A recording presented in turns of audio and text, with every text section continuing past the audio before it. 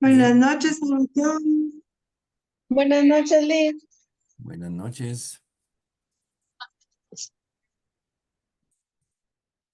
Vamos a ver, ya vemos un grupo considerable. Gloria, Ivette fue compañera tuya. Eh, y Ivette me- Betsy, Ella está en el Melgar. grupo, está en el grupo del martes, te cuento. Ah, qué bueno. Ivette Ahí me Melgar. la saludás. Ahí le voy a decir a la Ivetía. No sé si está trabajando todavía en el MP. No, ya se jubiló. Ay, dichosona. Tú todavía no te has jubilado. Yo no me he jubilado, sigo trabajando, pero sí ya tengo el tiempo y por supuesto que por edad también, pero estoy esperando unos añitos más. Creo Pues que sí, ¿qué vas a ir a todavía hacer a puedo. la casa? Ay, sí, aburrirme. ¿Verdad? Mejor trabajar. Ajá, Sí, qué pero me bueno. la saludás y un fuerte abrazo. Ahí le voy a decir, porque ahorita que, no sé por qué, ahorita que leí tu nombre dije, Ivette sí, sí fue compañera de nosotros. Sí. Sus ojos preciosos, Sí. ojones. Bueno, vamos a empezar el día de hoy. Tenemos la sesión número 2 de nociones de psicología. ¿Se recuerdan que hicimos una breve introducción de lo que era todo el proceso psicológico y cómo adaptarlo en algún momento a la tanatología? Y vimos la corriente psicológica de logoterapia de Víctor Frank, ¿verdad? ¿Se recuerdan? Bien, hoy vamos a ver a dos autores. Vamos a ver el psicoanálisis de Sigmund Freud y vamos a ver la terapia centrada en el cliente de Carl Rogers. Que el Carl Rogers, el Carl, ¿verdad? Como se llama mi cuate. Carl Rogers es de ahí es donde surge mucho todo el tema de acompañamiento. Entonces voy a compartir mi presentación.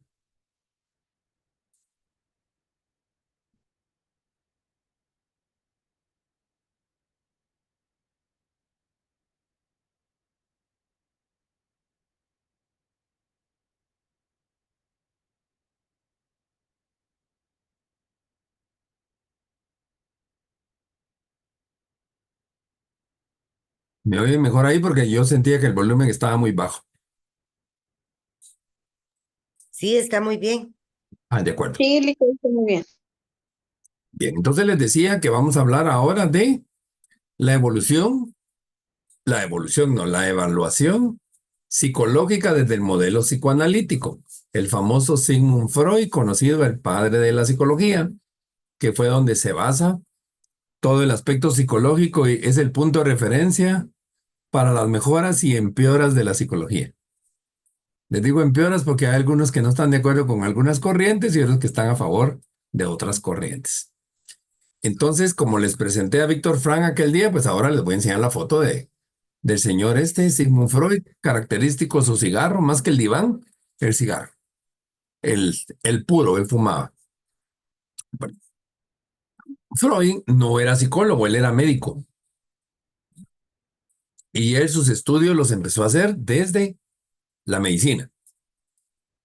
Y él, por los años de 1924, establece que su teoría la partió en dos etapas. La primera etapa de 1895 a 1907, donde él desarrolló mucho el tema del inconsciente, el preconsciente y el consciente. Y sus libros más importantes de la extensa colección de libros de él estaban los estudios sobre la histeria, el famoso caso de Ana, no, caso de Dora, y la interpretación de los sueños. Pero la interpretación de los sueños no es como ahora, ¿verdad? Que la gente piensa que soñó agua o que soñó que se está casando y porque se murió alguien. No, eso no es la interpretación de los sueños. La única interpretación que le creen si están soñando agua, levántense corriendo porque tienen que ir al baño.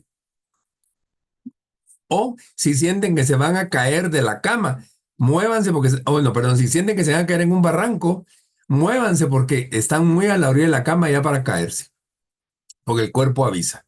De los demás, más que el sueño es interpretar el significado. Y luego él habla de 1907 hasta finalizar su obra, habla de la teoría de la personalidad, hablando sobre los conceptos del yo, algunos le llaman ego, el superyo o superego y el ello o el id. Y los libros más importantes acá es la introducción al narcisismo y más allá del principio del placer. Voy a tratar de hablar en una hora lo que nos enseñaban antes en psicología de unos 3 semestres de Freud. Porque más que todo lo que me interesa es que conozcan un poquito algunos elementos, porque no todos somos psicólogos, pero hay elementos que sí nos van a servir o nos van a hacer reflexionar al momento de estar dando un acompañamiento. Él hablaba, ¿se recuerdan cuál era el eje fundamental de Víctor Frank?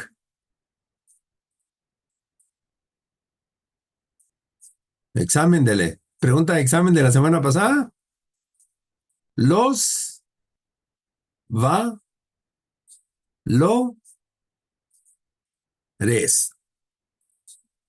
El punto de partida de Frank eran los valores, la visión, misión de vida. El punto de partida de Freud es el impulso y él lo llamaba como una pulsión, algo así como pulsos instintivos. Y la pulsión la definía como una fuente energética motivadora de la conducta del ser humano hacia un fin pulsional o enérgico que consiste en reducir la tensión al placer a través de ese objeto pulsional. Se lo voy a explicar de mejor forma o más fácil. Hablaba de dos pulsiones. La pulsión de vida o eros, que de ahí es donde viene la palabra erotismo. Él decía que todos teníamos pulsión de vida que era organizadora y unificadora. La gran crítica que le han hecho a Freud era que él basaba todos sus impulsos en el aspecto sexual y también en los de autoconservación, pero casi nadie habla de los de autoconservación, sino más el ataque hacia el impulso sexual. Y hablaba de las pulsiones de muerto. Aquí es donde surge por primera vez la palabra tánatos. Tánatos, muerte.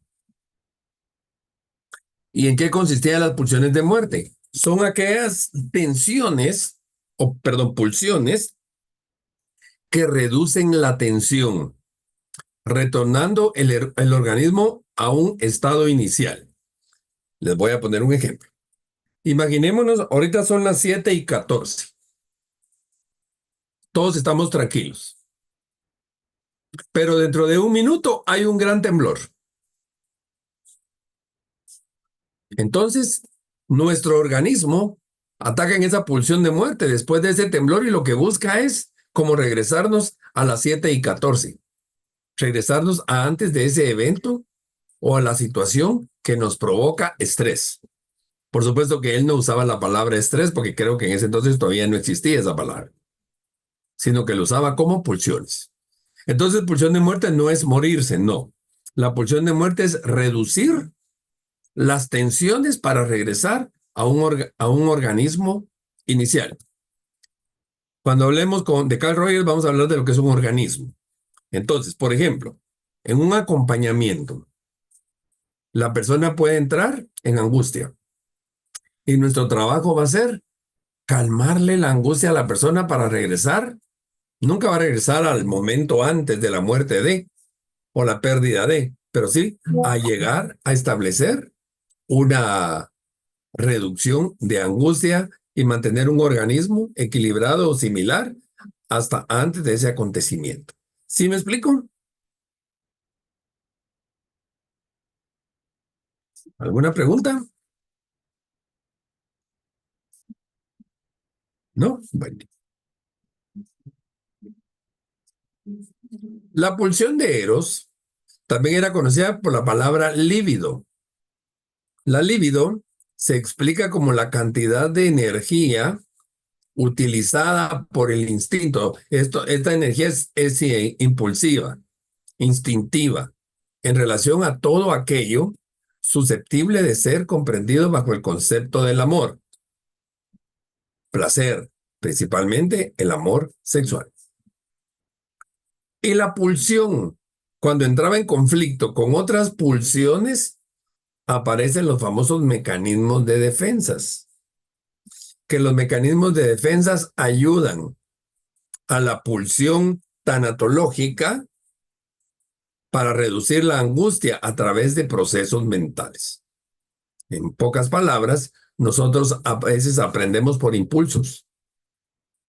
¿Cómo aprendimos qué quema y qué no quema? ¿Se recuerdan? Tal vez la mamá le decía a uno, no vaya a tocar la estufa porque se va a quemar.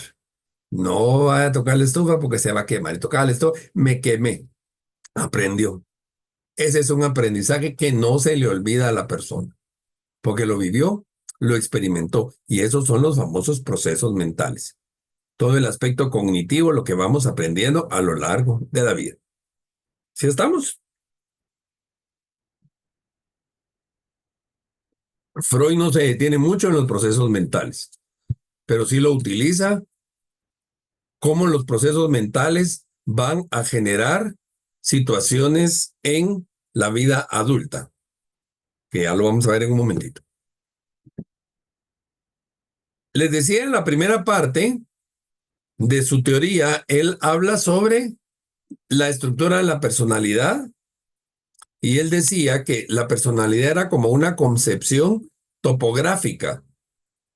Aquí el ejemplo, un iceberg, y el iceberg como que representa los grados de conciencia que puede adoptar la persona. La parte de arriba, si se mira mi flechita, la parte de arriba es la que menos se ve, es el consciente. La penumbra se ve un poco, es el preconsciente, pero un hielo se hunde más. ¿Se recuerdan el famoso Titanic cuando se choca con un iceberg? Pensaron que se iban a chocar con una piedrita y que si era tremenda mole de hielo, pero ese hielo estaba más adentro. Entonces él hablaba que nuestra personalidad muy poco es el consciente. Y muchas veces el consciente es lo que estamos viviendo hoy, lo que estamos viviendo en esta semana. Él se refería al preconsciente, lo que vivimos entre hace 2 meses y un mes, o entre hace 2 meses y 15 días. Y el inconsciente, todo lo que vivimos desde hace unos 2 meses hasta que nacimos, o desde que nacimos hasta hace unos 2 meses. ¿Se recuerdan ustedes qué estaban haciendo el 24 de febrero del 2024 a las 7 de la noche? No, solo que No, existiera alguna situación. Eso es no, no. parte del inconsciente. Pero sí, ¿qué día dije? 7 de febrero. No, 24 de febrero dije. Pero si el 24 de febrero es el cumpleaños de algún mi primo, el 24 de febrero es el cumpleaños de mi primo. Eso me lleva al inconsciente. ¿Cuántas cosas nos pasan que no nos recordamos que nos pasaron de niños, de adolescentes? Pero cuando hacemos una reflexión o algún mecanismo de regresión, podemos llegar a recordarnos de esa situación. ¿Sí estamos? ¿Preguntas? Yo, ¿No? yo, Sí, cuéntame, Ale. eh, tú hablas de mecanismos que te regresan al inconsciente, consciente o preconsciente, y hablaste de algo que activa eso. Entonces, ahí como que me quedé. Se Hay puede activar. algo Por que ejemplo, va activando y va ligando uno tras otro, van como es un proceso o directamente algo te puede, digamos, un detonante, algo que te pueda detonar, como dijiste tú, una fecha de cumpleaños de tu primo, que ahí está, que todos los 24 era el cumpleaños, entonces tengo ese recuerdo.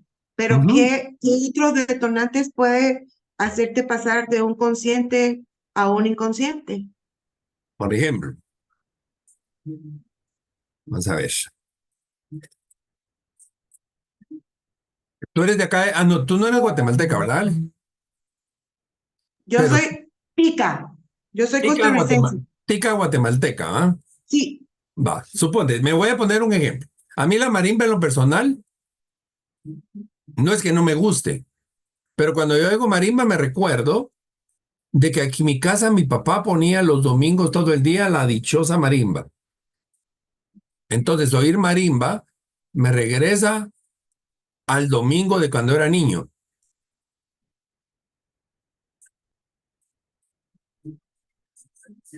Si me llevara mal con mi papá, me podría regresar a una época conflictiva. O te voy a poner otro ejemplo. A mí el béisbol no me gusta. ¿Y por qué no me gusta? En nuestras épocas había una televisión en la casa y el dueño de la televisión era el que encendía la tele. Y mi hermano corría para poner sus juegos de béisbol y a veces pasábamos todo el día viendo. No, yo me iba a dormir, yo hacía otra cosa porque no me gustaba. Entonces, ver un juego de béisbol me hace recordarme de mi hermano. Tanto mi papá como mi hermano ya murieron.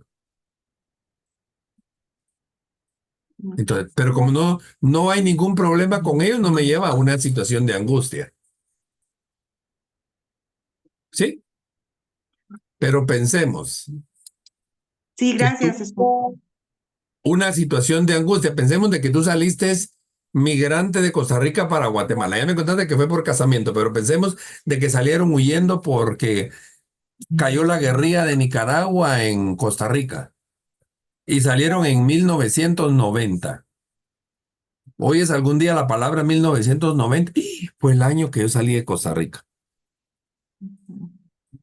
Entonces a veces tenemos regresiones inconscientes y hay algunos psicólogos que utilizan la técnica de la regresión para llevarte a eventos que has vivido donde pudiera estar desarrollado todo tu conflicto de personalidad. A mí me lo hicieron hace muchos años eso, aquí en Guatemala. Te lo Una hicieron. regresión para poder, tenía un problema y nos dimos cuenta cuál fue lo que provocó. Una duda, una de estas regresiones o de estos pasos te puede llevar a una depresión al ¿Aún? recordar cosas que no quisieras Sí, o te puede llevar a una depresión, a una ansiedad, que es lo que habla Freud, a una ansiedad, a una angustia. sí. Te voy a poner un ejemplo. Pensemos que te avisan de que falleció alguien en Costa Rica. No puedes ir, pero te recuerdas, en ese momentito, te regresa la angustia de cuando murió tu abuelito y cómo sufriste y lloraste y todo. Y entonces el no poder asistir hoy te puede regresar a ese estado emocional que viviste ante esa situación. Sí, claro. ¿Sí? Sí, sí. ¿Alguien, Gracias, ¿verdad? alguna pregunta? Gracias, gracias. Con gusto. Cuéntame, Sofi. La mía no es pregunta, es más comentarios sobre lo que están hablando. Yo lo he mi hija, de hecho, cada vez que trato de marcarse desde olores. No se le escucha bien, se No, escucha muy cortado. Sí, se oye muy cortado, cabal. Gracias, Gloria. um, bueno, es que tal señal se sigue escuchando mal. Es que creo que alguno de ustedes dos, los que tienen abiertos los micrófonos, tienen las notificaciones de la computadora. Entonces, Sí, me cayeron ahorita todos los mensajes de EKR y ah, empezaron. Me atacaron ahorita a mensajes porque como estoy en no sé cuántos chats de EKR y mandaron algún mensaje, pero cuéntame. Bueno, era más que un comentario rapidito que yo lo he hecho con mi hija. En las épocas que son Navidad o son Semana Santa y todo, trato de marcárselo mucho con los olores. Y de hecho, ella cuando ahora siente un olor, me recuerda a esa época. Me dice, mami, esto me recuerda a tal día, de tal fecha en Navidad. O cuando vamos a algún viaje, le pongo una canción, le hago un video del viaje y al video le pongo una canción y la escucha y entonces ahora cuando escucha una canción, ella misma me dice, mami, este fue cuando fuimos a tal lugar, a la playa y quiero regresar ahí. Entonces sí, definitivamente sí, sí funciona el tener algo, un olor, una canción que le recuerde a esa persona cosas o momentos, pues deberíamos de tenerlo como momentos bonitos, ¿verdad? Pero sí, Pero también a definitivamente veces te marca momentos tristes. se marca mal. Pero bueno, lo ideal fuera que fuera bonito, ¿verdad? Sí, y eso que tú estás diciendo en PNL se llaman anclajes. No, no sé si había, bueno, PNL es programación neurolingüística. Y los anclajes, digamos, yo voy a agarrar de anclaje, por ejemplo, que cuando esté triste me voy a agarrar este dedo y me lo voy a estar apachando. Y me lo voy a grabar. Entonces, cuando yo estoy triste, ¿qué voy a hacer ya inconscientemente? Esto. Este anclaje me va a quitar la tristeza. Por supuesto que no es así de fácil, pues, sino que hay que trabajar. Hay personas que su regresión es un tatuaje. Gente que se hace un tatuaje que tiene un simbolismo. Es un anclaje. Sí. Aunque en ese entonces, en la época de Freud, no existía ni la palabra anclaje, ni existían los tatuajes, ¿no? Pero para que lo tengamos. Bueno, a Sofía ya contestaste, ya preguntaste. Bueno, entonces esa era la estructura de la personalidad. A veces, digamos, si yo les preguntara, ¿se recuerdan algo de antes de sus 3, 4 años? Casi no nos recordamos de nada, a no ser que hayamos tenido una situación o muy traumática, positiva, bueno, traumática positiva no puede ser, muy traumática negativa o alguna situación positiva que yo la tenga marcada de por vida. Pero de repente, ante una pérdida, pueden surgir esos acontecimientos que ya los tenemos guardados en nuestra caja fuerte de personalidad llamada inconsciente. Bueno, esa es la primera parte. La segunda parte de Freud, él hablaba de los 3 elementos, les decía el ello o id, el yo o ego y el superyo o superego. Y estas 3 situaciones o 3 fases forman las dinámicas de la personalidad que se manifiestan en la conducta. La primera que se forma en el ser humano es el ello o el id, que es una fuente de energía pulsional, nuestros instintos, y se rigen por el principio del placer, donde vamos a descargar inmediatamente nuestra atención. El id se caracteriza por ser irracional e impulsivo y representa la pasión. Nacemos con ello, es lo que llamamos en algún momento temperamento.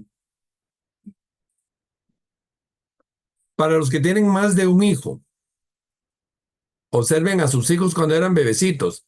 Uno se ponía hasta morado y sudaba de llorar y el otro solo hacía y se quedaba dormido.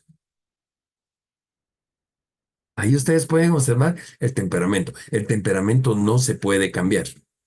Se puede modificar a través del carácter. Ese es el id. Con eso nacemos. Me voy a ir al super yo y después regreso al yo.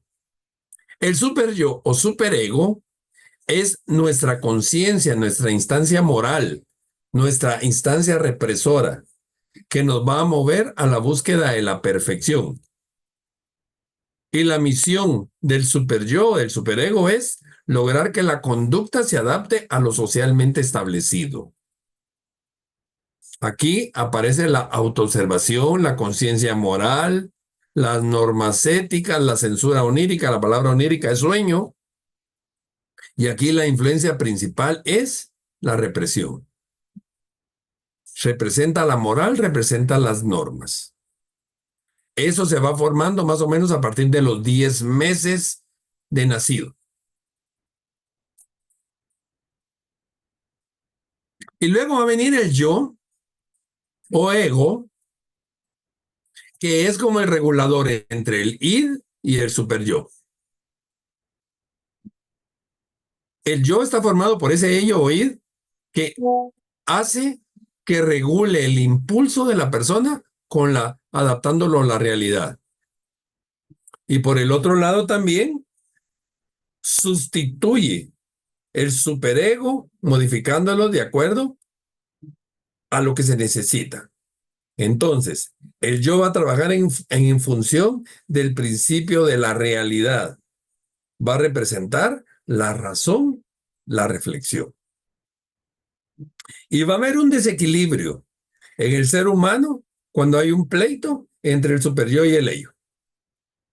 Y el ello, y el ego o el yo no puede actuar. Y ahí van a surgir los mecanismos de defensa. Veámoslo en este cuadro, está más fácil, por si se los hablé muy difícil. Entonces, el ser humano va a tener su superyo, superego, su yo o ego y su id o ello. El superyo, superego está definido por las normas. Y las normas nos dicen lo que uno debe o no debe hacer. El yo o el ego nos define la razón. Y entonces el yo va a actuar por lo que conviene o lo que no conviene hacer. Y el id o ello se va por el principio del placer. Entonces el ser humano va a hacer lo que le gusta o no le gusta hacer.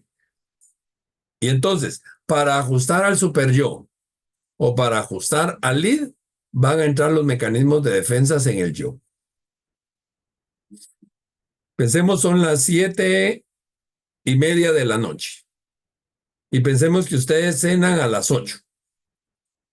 Menos los miércoles porque estamos en clase. Pero imagínense que ahorita les dio ganas de comerse su tortilla con queso. Ay, qué rico una tortillita caliente con queso. Y entonces va a aparecer tu superyo, Estuardo, si te comes eso ya no vas a cenar toda la vida comiendo. Entonces me entra mi cargo de conciencia y mejor no me lo como. O si me emociono mucho, ay, me vale, los dejo hablando solo de ustedes y voy a calentar mi tortilla y pongo mi queso y hasta vengo y les doy carita y me lo como. Mi principio del placer. Pero la razón me va a decir, no, Estuardo, ahorita estás conectado con ellos. No tienes que pensar en comida y deja de estar siendo, ¿qué? Impulsivo. Son normales, bueno, dicen que de músicos, poetas y locos todos tenemos un poco, pero aparentemente somos normales cuando podemos manejar cualquiera de los tres.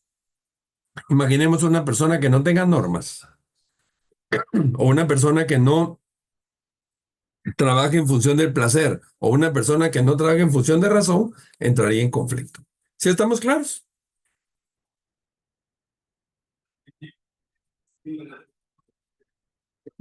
¿Preguntas?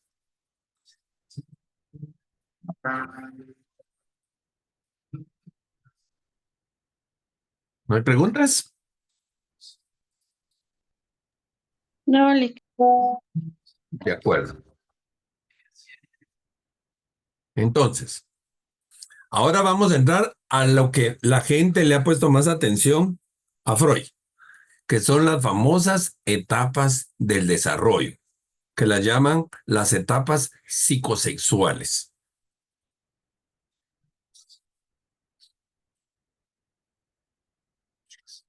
Freud hablaba que en el ser humano habían estadios o estadios. Estadios es un estar y estadio es un lugar pregenital. Antes de la pubertad, los órganos genitales son órganos eminentemente excretores, no son órganos sexuales. Y él decía que los estadios o estadios pregenitales estaban en los primeros 3 años. El primer estadio. Que en el primer año de vida se generaba la fase oral. ¿Qué es la fase oral? ¿Se recuerdan que él hablaba de pulsiones? La pulsión, el objeto del placer está en la boca. Todos los niños en su primer año de vida, todos se lo llevan a la boca. Como que la forma de conocer el mundo es a través de la boca.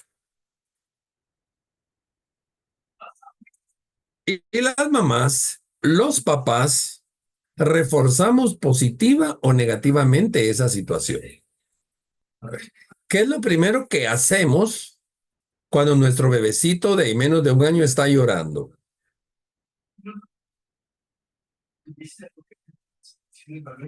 Lo cargamos. Y después, Se calma, se sienten con confianza. pero muchas veces no. Se alimenta. paciente, Ale, que lo cargas. La gran mayoría, ¿qué hace? Sí, le damos pacha. Le dan pacha, le dan de mamar, le ponen un pepe, Se le revisa el pañal. el pañal de último. Lo primero va la boca. Y entonces, en esa primera fase, el niño forma su seguridad o su inseguridad. Y entonces Freud habla de las fijaciones, que son situaciones que de adultos vamos a vivir en base a lo que hemos vivido. Entonces, cuando estamos inseguros, nos da hambre o se nos quita el hambre. A mí no me gusta ir al cine, tengo rato en ir al cine. Pero ¿qué es lo que hace la gente, la gran mayoría de personas cuando van al cine? Pasan comprando su caja, porque ahora ya no es bolsita, su caja de poporopos, palomitas de maíz o popcorns, su gran vasón de agua gaseosa o agua pura y todavía se pasan llevando un chocolate o cosas por el estilo, o nachos y todo eso. Y se pasan toda la película comiendo. ¿Y cuánto comen más cuando más emocionante está la película? ¿Pasa o no pasa? Cuando ustedes están nerviosos, no les da hambre o se les quita el hambre.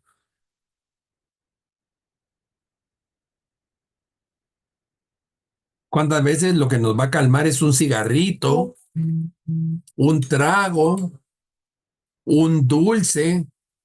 Hay personas que están nerviosas y cargan siempre en la bolsa chiclets o goma de mascar, pero es esa sensación.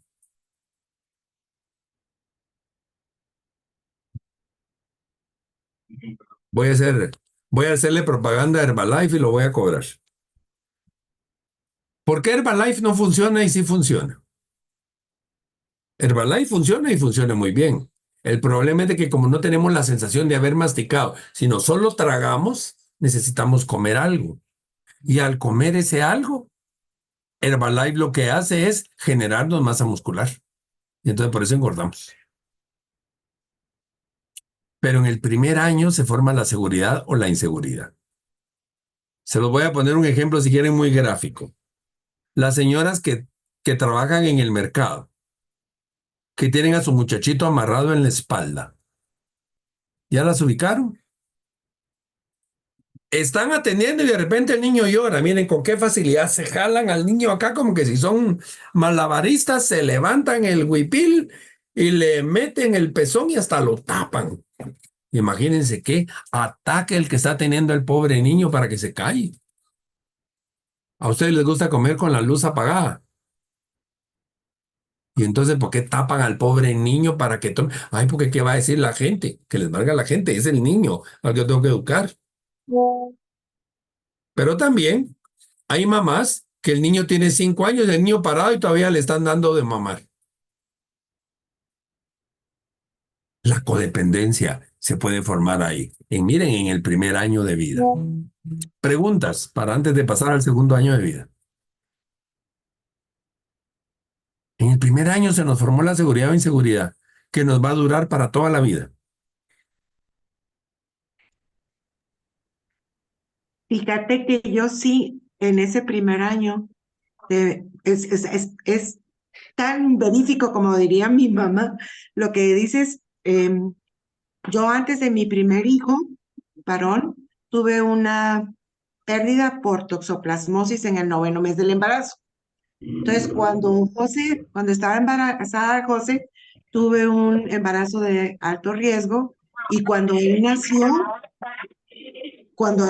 yo hasta le ponía un espejo para que respirara y a ver si estaba respirando. Lo protegí muchísimo y él es mi hijo mayor y es de mis 3 hijos el que más inseguro es, el más temeroso, le tiene pánico a las inyecciones, él no se sube en una montaña rusa, él sí va a una cosa de juego, solo a los carritos locos, si va al ITRA, él se goza ver a la gente, pero él no se monta en nada. Yo le ocasioné esa inseguridad en ese periodo de 0 a 1 año. Pero no te eches la culpa, porque eso no lo No, sabías en ese entonces. no, yo no me siento No, culpable. no, no, a lo que voy es porque muchas personas vienen y se echan la culpa y tienen una pérdida ahí por No, echarse la yo no culpa. me siento culpable, pero sí funciona eso. Freud tiene Sí, razón. O sea, porque yo lo estoy comprobando con mi hijo mayor. O sea, yo lo hice y le creé una inseguridad entre 0 y 1 año. O sea, que sí, sí es cierto eso. de acuerdo. Vámonos al segundo año. En el segundo año, el punto de placer del niño es el control de esfínteres, hacer pipí o hacer popó. Y entonces, ¿los premiamos o los castigamos? Y les generamos confianza y desconfianza. Y aquí las mujeres son más desconfiadas, porque la gran mayoría de mamás son hiper sensibles a la limpieza con sus hijas. Ustedes, hay mujeres que cuando van a baños ajenos aprenden a ser malabaristas porque todo lo hacen sin sentarse, ¿no? Al aire.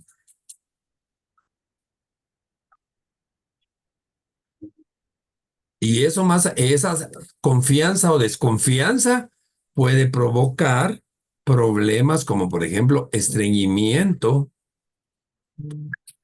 colon irritable,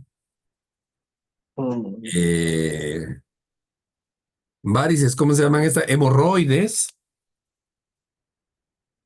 porque la mujer como que se contiene. Hagamos un viaje de aquí a... Iba a decir, bueno, Escuintla ahora está lejos porque hay que pasar como 4 horas en la carretera, ¿ah? Uno de hombre tiene ganas de hacer pipí y no hay gasolinera detrás de un árbol.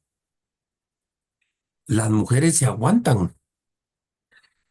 O vamos al baño, vaya a una gasolinera y la mujer ve el baño sucio, se les quitaron las ganas y se aguantan hasta otro lado. Uno de hombre en algún momento le vale eso.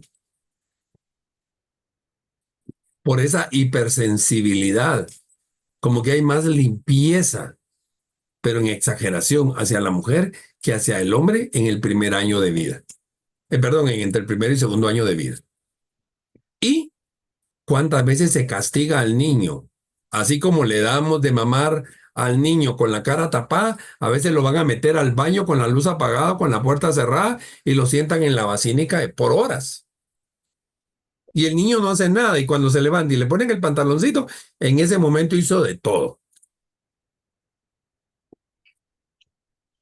Y entonces viene las recompensas o los castigos. La recompensa es lo que les voy a decir, tal vez se van a reír.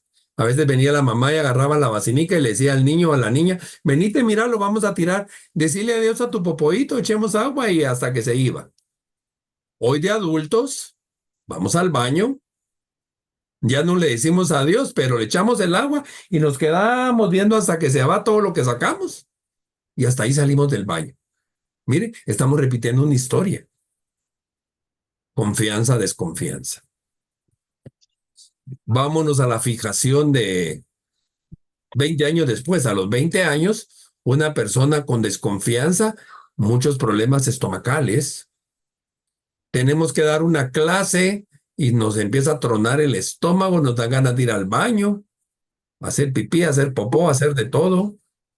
O aparece la anorexia, la bulimia y todas las demás cosas que pueden aparecer. Una mezcla entre la seguridad, inseguridad y la confianza, desconfianza. Se forma, miren, en el segundo año. Y cuando hay problemas en los papás o hay algún abuso sexual o algo por el estilo, y el niño tiene 5 o 6 años, regresa a su fase anal o a su fase oral de confianza, desconfianza, seguridad o inseguridad y aparece la famosa enuresis, hacerse pipí en la ropa, o encopresis, hacerse popó en la ropa.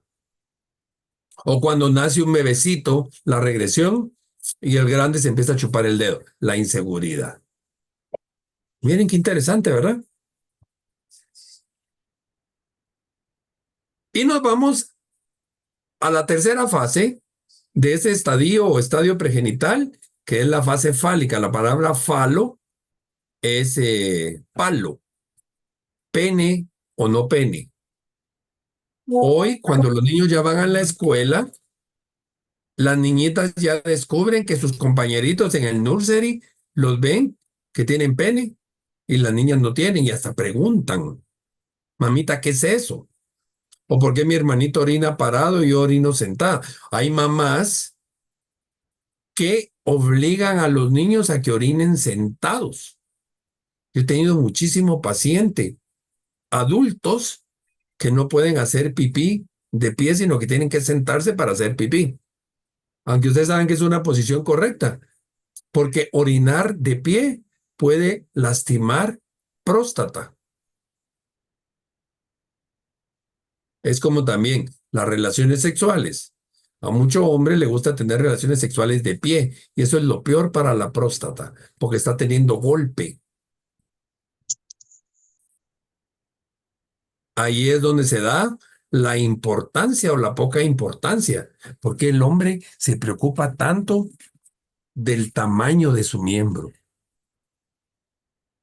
mientras que las mujeres no. Al contrario, a las mujeres a veces les estorban tener mucho gusto. Pero todavía no me voy a ir a 10 años porque todavía los tengo ahorita recién naciditos a ustedes de 2, 3 años. Entonces, aquí le metemos la malicia en la identidad corporal. Shish, no se toque ahí porque se le va a caer eso. No, ¿qué hay que hacer? Naturales. El niño se está tocando, la niña se está tocando, ya me lo vení. Corriendo, va a soltar las manos y va a ir corriendo, ni modo que se va a ir corriendo agarrándose su órgano, ¿no? Pero ahí formamos la identidad corporal y es el momento donde los vamos a educar y no le vamos a decir que son sus partes prohibidas, sino que son sus partes privadas. Tampoco pongámosle nombres de frutas, de animales y de todo lo demás a los órganos. Pónganle el nombre que es. Sí. Bueno, miren, en los primeros 3, por eso dicen la importancia de los primeros 6 años que se forma la personalidad. Sin querer queriendo nos paseamos en los hijos cuando no estamos nosotros. Imagínense, tenemos que trabajar, mamá y papá, y dejamos en el cuidado de la muchacha. ¿Qué atención de seguridad, inseguridad, confianza, desconfianza o identidad corporal estarán dando al niño? O los abuelitos. Los peores educadores de los niños son los abuelos. Y total, el trabajo de nosotros los abuelos es disfrutar y malcriar a nuestros nietos porque la responsabilidad es la de los papás. Cuéntame, Gloria. Disculpa, Estuardo, en esta parte yo siempre he pensado un tema, en el tema este de identidad corporal y todo lo que has hablado, también tiene que ver con la identidad de género. Todavía no. Nada, no, ¿verdad? No, un poquito más adelante. Pero sí acá, sí puede entrar el tema de tú tienes y yo no tengo. Y en el abuso, digamos, papá le pega a la mamá y muchas veces la niña se siente inferior porque tiene menos, porque en esa edad la niña tiene menos que el niño. Cuando ya son adolescentes, adultos, lo que le falta a uno le sobra a otro. Se proporciona el cuerpo. Pero aquí todavía no. Pero sí muchas mamás. Pensemos de que tú querías tener solo hijas mujercitas y te nace tu hijo hombrecito y le dejas el pelo largo, lo vistes más femeninamente, sí le vas provocando esa preferencia. Tan bonitos que se miran los niños, sobre todo aquellos de pelo liso con aquel su corte de pelo bien largo. Va, está bien, pero si después le vas a hacer cola, no, entonces mejor le cortas el pelo hacia el estilo principito, pero lo tratas como principito, no le cortas el pelo de principito y le pones cola de princesita, ¿verdad? Y también aquí sí puede aparecer la hipersexualidad. ¿Por qué le vas a poner brasier a una niña de 3 años? Hay mamás que sí lo hacen. Pero aquí todavía no hay preferencia sexual, porque aquí todavía no está definida la sexualidad. ¿Preguntas hasta acá? ¿Por qué estamos hablando de todo eso? Me va a decir Gracias. alguien. Ah, con gusto.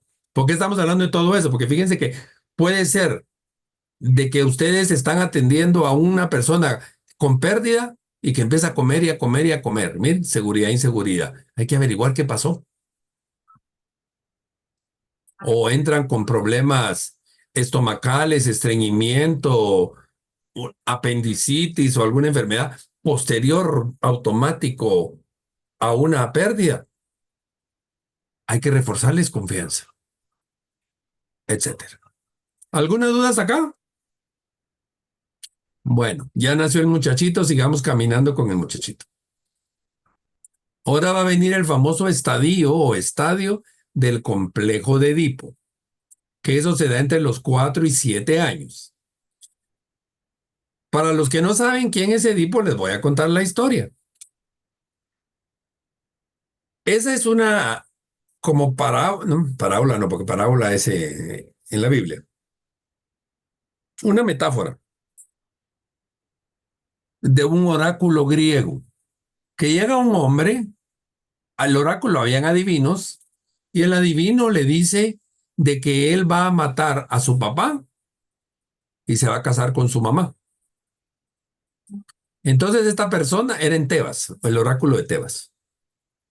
Entonces esta persona se va de Tebas y ya siendo adolescente o joven o adulto joven, regresa y en el camino se le atraviesa un tipo y lo mata.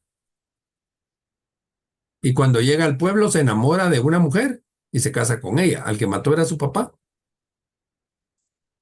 Y con la que se casó era su mamá, pero él no conocía a su papá y a su mamá. Y ante esa situación, él viene y agarra unos alfileres, se pincha los ojos y se queda ciego. Esa es la historia. Y entonces ya viene Freud y hace la referencia.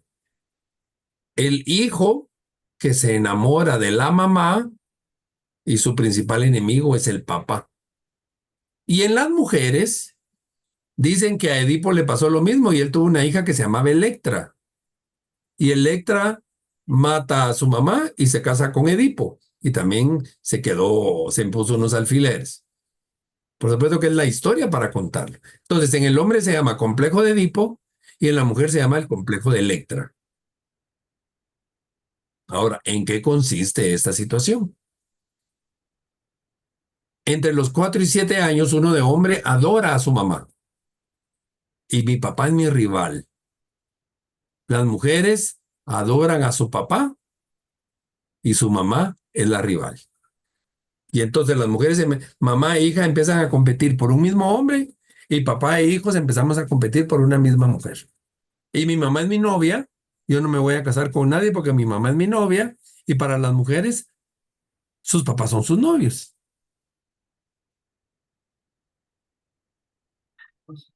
Y las mamás se aprovechan de eso o los papás se aprovechan de eso. Y entonces manipulan y pueden volverse sobreprotectores. Esa sobreprotección que contaba sale al año, no sé cómo fue a los 6, 7 años con tu hijo.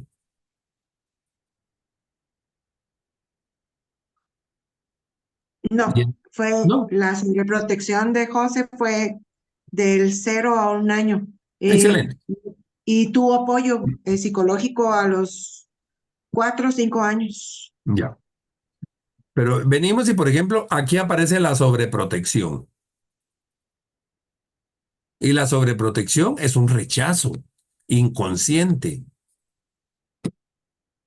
hacia alguien. Acá lo que estamos haciendo es castrándole su mente al niño. Y ahí sí pueden empezar las preferencias de género. ¿Por qué? Porque es en esa etapa cuando son abusados biológica, espiritual, psicológica o físicamente por algún familiar. Mamá, papá tienen que trabajar, no tienen quien les cuide el niño y lo dejaron con el tío. y el tío los puede abusar de ellos. Pero el niño no le puede contar a sus papás porque la figura parental que los está cuidando los abusó de ellos. O puede ser que cuando están ellos en este proceso, mamá vuelve a tener un bebé y entonces empieza la pugna entre el niño de entre 4 y 7 años con el bebé de 1 año. Y si los dos son hombrecitos, pobre mamá, y si las dos son mujercitas, pobre papá. Bueno, pobre papá y pobre mamá, porque el papá le endosa el problema a la mamá de los dos niños. Y aquí pueden surgir los primeros trastornos de neurosis.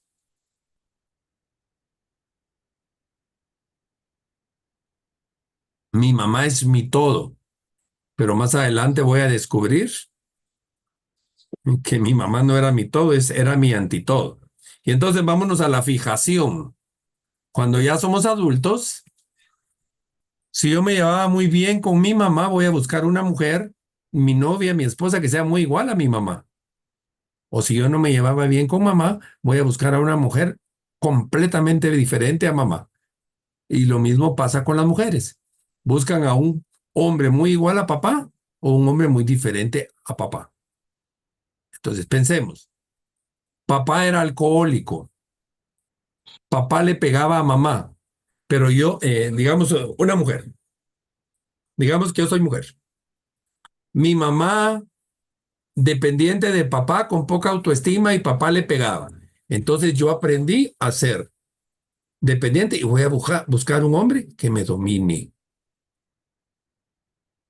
O aquella mamá que toma decisiones, o por ejemplo en el maternaje, aquellas madres solteras que se quedan criando a sus hijos. Le enseñan a los hijos y a las hijas que el hombre estorba, que ella solita puede hacer. Y se vuelve una madre muy independiente y el hijo tal vez no va a querer tener de novia a una mujer muy independiente, sino va a querer a alguien que él pueda dominar. Y entonces ahí surge la palabra nuera, ¿va? Las mamás. No era la esposa que yo quería para mi hijo. Y hay más rivalidad entre la suegra y la nuera que entre el suegro y el yerno. Y esta identidad, saquen ahorita el listado de todos los novios y novias que tuvieron. No se me hagan emocionar y se haga. ¿No les parece? Ya se dieron cuenta que muchos de sus novios se parecían en su carácter o en su físico. ¿Y por qué buscaron eso? Compárenlo con papá.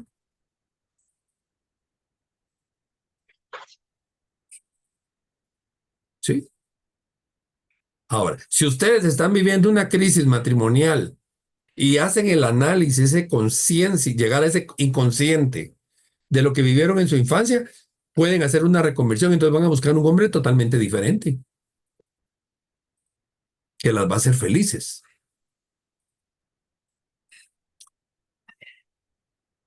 Entonces, aquella persona que inventó que dice que todos los hombres son iguales, seguramente era una china que estaba parado en la plaza central de China, ¿verdad? Viendo un montón de chinos que todos son iguales. Eso para que se rían un poco. Cuéntame, Gloria, y después vamos con Ale. Perdón, creo que dejé la mano arriba. Ah, no tengas pena. Ale, cuéntame. No, te voy a Nos va a contar contar algo. de su novio. Mire, pongámosle atención. No, porque si hago una lista termino hasta dentro de un mes. Pues, chica, mienta. No, fíjate que yo vengo de un matrimonio disfuncional. No alcoholismo, no faltas de respeto ni nada, sino yo siempre vi desde muy chiquita la poca atención que tenía mi mamá hacia mi papá, la poca demostración de cariño, de afecto, de atención. Y yo siempre busqué y dije, o sea, yo dije, voy a hacer todo lo contrario de mi mamá.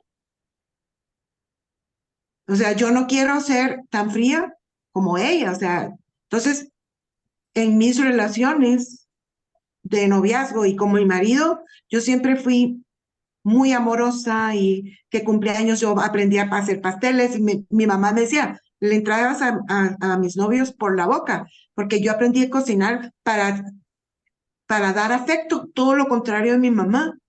Cuando mi mamá se enfermó y ella ya estaba en coma inducido, ¿verdad? Yo sabía que ella a mí me quería mucho, pero yo nunca le escuché a ella decir que me quería. Sus demostraciones las tuve, pero yo nunca, y yo le decía, te vas a ir y nunca voy a oír un te quiero. Y yo con mis hijos desde chiquitos y con mis nietos, yo siempre les digo, te amo, ustedes saben que son la razón de mi vida. O sea, todo lo contrario de mi mamá. Ahí es donde otra vez confirmo que Freud tiene razón. Yo Y, busqué, yo busqué ser, o sea, en el complejo, pero aquí no habría ni Edipo ni Electra. Yo sí busqué ser diferente a mi mamá. pero ¿y el hombre que buscaste es igual a tu papá o también diferente a tu papá? No, completamente diferente. ¿Por qué? Porque tu papá tal vez no exigía ese cariño. No, no sabía eso. No sé, o sea, aquí estoy suponiendo, recuérdese que nosotros como terapeutas o como acompañantes no podemos suponer. Aquí yo solo te lo estoy adelantando porque estamos en clase, no estamos, pero yo no puedo suponer, sino que siempre tengo que preguntar. Pero digamos, ¿a tu papá le afectaría que tu mamá no fuera cariñosa? No, le pelaba. ¿Ya viste? ¿Y tu esposo? A él le encantaba que yo fuera cariñosa. ¿Ya viste? Buscaste a alguien diferente por lo mismo. Ay, Te eso es emocionaste, ¿verdad? Qué bueno. importante. Me gusta que te emociones. Estamos entonces claros. Entonces, miren, todo lo que... y entonces vienen. Muere mamá. Mi complejo de Edipo no resuelto me puede provocar una gran neurosis en mi duelo. O muere papá. ¿Cuántas veces? ¿A quién le creían más ustedes? ¿A mamá o a papá?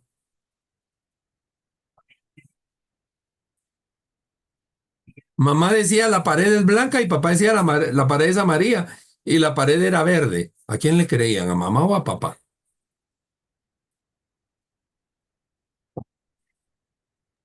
A mamá. Tu mamá tenía más autoridad sobre ti. Entonces, al momento que tu mamá ya no está, sufres más porque el apego de tu mamá ya no está. El origen de tus creencias ya no está.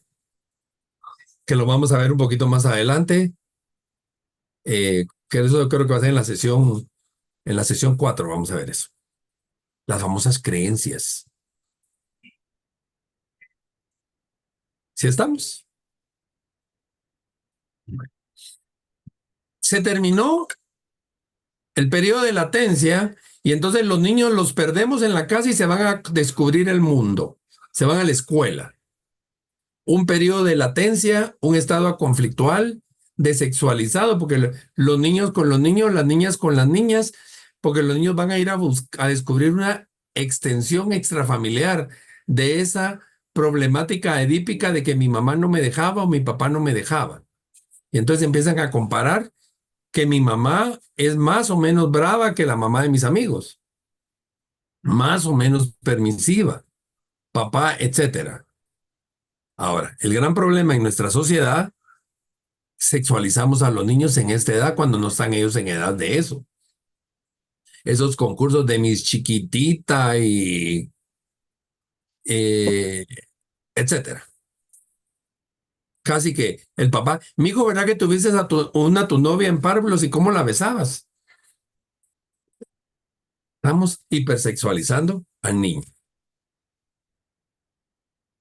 Aquí el niño puede entrar en un grado de introversión o puede entrar en un grado de rebeldía también. Y luego llegamos ya al periodo genital, que es el último, donde los órganos excretores se convierten en órganos reproductores u órganos genitales cuando ya viene el desarrollo. En el caso de las mujeres, su menarquia, que es su primera menstruación. En el caso de los hombres, sus sueños húmedos o poluciones nocturnas.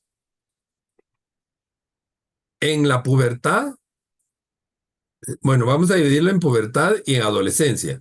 La pubertad es cambio físico y la adolescencia es cambio emocional. Pero, por ejemplo, las mujeres de 10, 11, 12 años, cuando tienen mucho gusto, les da vergüenza y hasta caminan jorobadas, se tapan. En cambio, en el hombre no, el hombre mientras más grande, mejor. Pero el hombre sufre porque tenemos gallitos, nos pegamos la gran estirada y cargamos pantalones saltacharcos.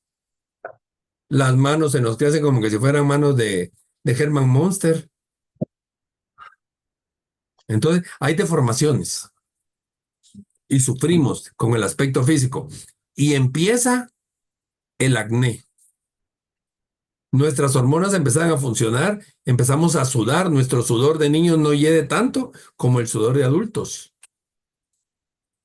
Y aquí empezamos a pelear con nuestra autoimagen. Nos volvemos narcisistas. La historia de Narciso, si la saben, también es griega. Era un tipo que se miraba tanto y se llegaba a ver a un riachuelo y cada vez se acercaba más hasta que se cayó un día y se hundió.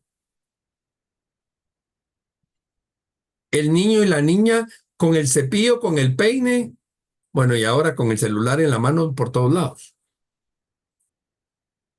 Aquí los papás valieron, estorban, y los adolescentes tienen sustitutos parentales.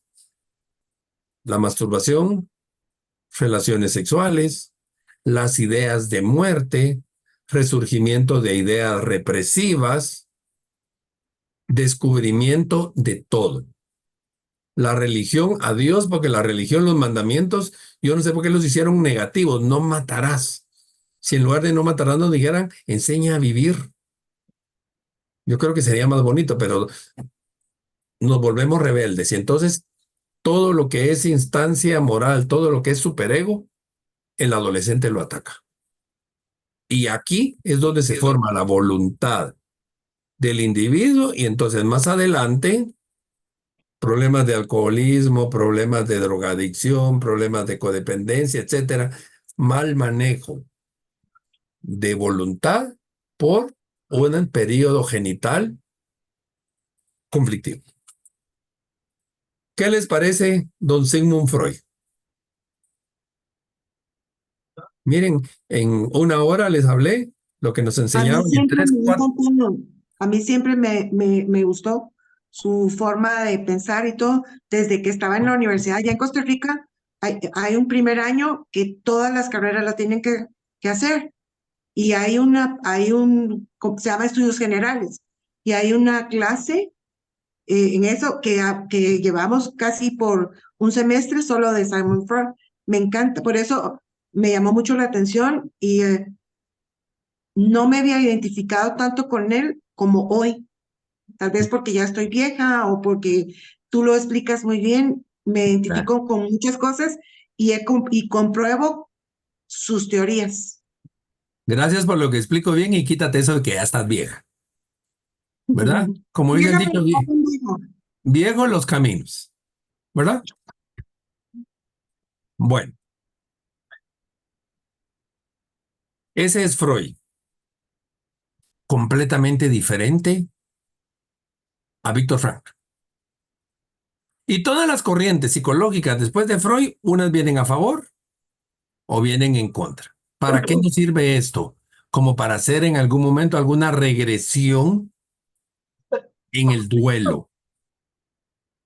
Pensemos, bueno, se me olvidó decir, por ejemplo, Gloria cuando preguntó lo de las preferencias.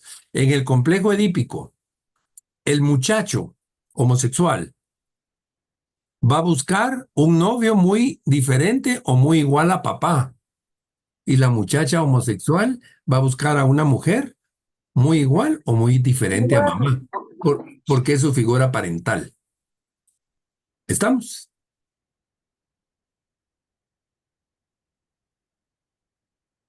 Entonces, todo esto no es para que se me vuelvan psicólogos, sino para que vean cuáles pueden ser las causas. Si la persona tiene problemas de comida, vamos a trabajarle su seguridad o su inseguridad.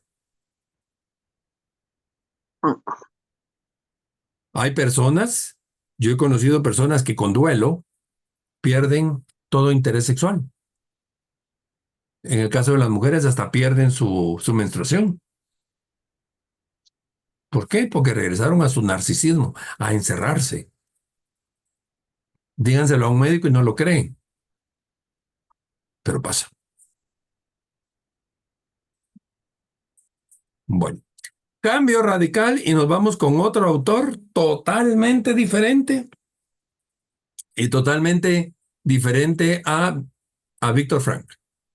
Y es la evaluación psicológica desde el modelo fenomenológico. Y les voy a presentar al señor que es este, se llama Carl Rogers.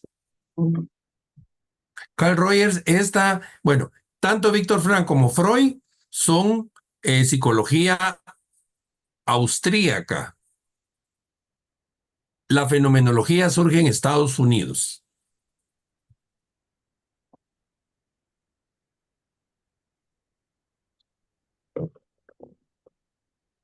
¿Qué significa la palabra fenomenológico? Que los fenómenos tienen un significado. Lógico es de logos, significado de un fenómeno. Esa es la definición de fenomenológico. Entonces, la fenomenología es un movimiento cultural que se caracteriza por centrar el objetivo en el estudio de la experiencia subjetiva de la persona y del significado que la persona le da a cada evento de la realidad. Fíjese que en el caso de Freud, él etiqueta a la gente y dice que son neuróticos, que son narcisistas, que son esto, que son lo otro.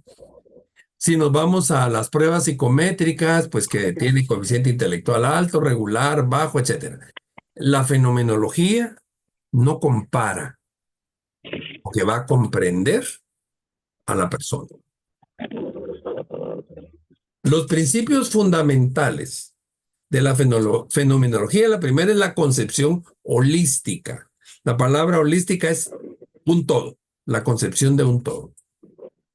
El otro principio fundamental es que todos los individuos somos sanos. El tercero, la prioridad a ese objeto, al fenómeno, qué significa. Y el cuarto principio es comprender más que etiquetar o conducir a una persona. Entonces aquí va a surgir el acompañamiento. Entonces, la concepción holística van a ser esas experiencias subjetivas y cómo la persona se percibe a sí misma. Carl Rogers decía que una persona es sana siempre y cuando es creativa y en pleno funcionamiento. Entonces él trabaja mucho conceptos de creatividad. La persona tiene la necesidad de desarrollar su potencial, su crecimiento. Cuando estamos con alguien con proceso de duelo, pongámoslo a que aprenda, a que cree. Por eso a muchos les funciona pintar. El lunes me tocó atender a un señor en un estado avanzado de cirrosis. El doctor le dijo, a pesar de que es un estado muy avanzado, el doctor le dijo que puede vivir 12 años así. El señor me dice, mire, señor muy estudiado. El doctor cree que yo no sé, yo voy a durar sin mucho 3, 4 meses. Pero ¿y qué quiere hacer? Pues lo que estoy haciendo es pintando. Saqué mis acuarelas, voy a pintar para no pensar en el momento de mi muerte, me dice. Interesante. Les estaba hablando de la prioridad al objeto, que nos vamos a interesar más de lo que significa el problema más que el método que vamos a trabajar, y más que predecir o controlar la conducta de la persona es comprenderla, aunque piense diferente a mí. Y entonces mis creencias, mi mapa es diferente al de cada persona. ¿Sí estamos?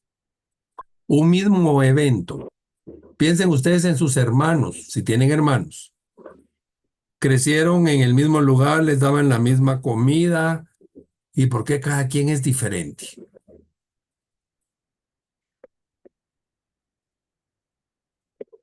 Porque en un temblor una persona grita, la otra persona llora, la otra persona se ríe, la otra persona se enoja? Porque para cada quien un evento es diferente.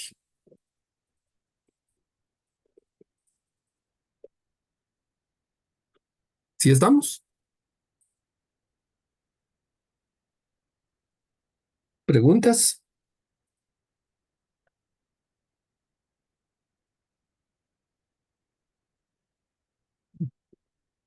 No preguntas, ya no está tan emocionante Carl Rogers como Freud.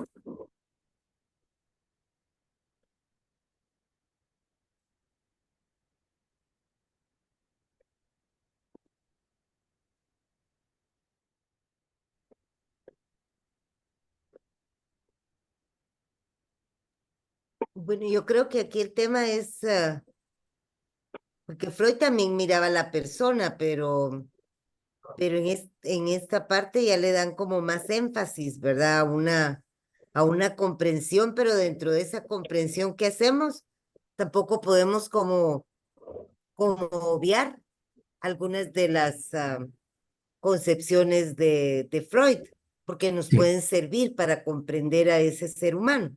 Vale, sí. Pero yo no voy a tratar de etiquetar así, sino que yo voy a trabajar en función de lo que tú creas. Voy a poner un ejemplo, no sé si es el más adecuado o no. ¿Se recuerda cuando se quemó la embajada de España en Guatemala? Sí. Ahí se murió el papá de Rigoberta Menchú y se murió la mamá de Gonzalo de Villa. Gonzalo de Villa se hizo cura y Rigoberta Menchú se volvió líder indígena. Los dos actuaron de diferente manera y los dos tenían la misma como estabilidad económica. Gonzalo de Villa no era una persona de pisto,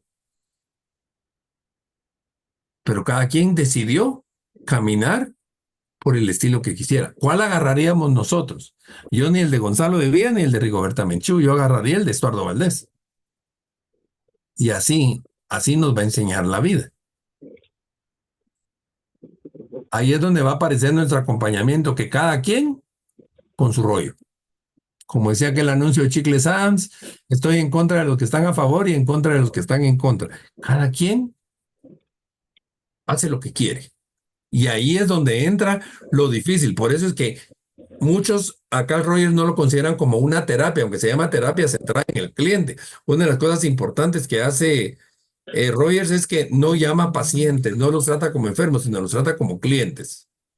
En el caso de Víctor Frank, él tampoco los llama pacientes, sino los llama personas dolientes. Ahora, Rogers se basó para formar su teoría, se basó en las experiencias subjetivas del individuo, los juicios que cada persona tiene y su conducta.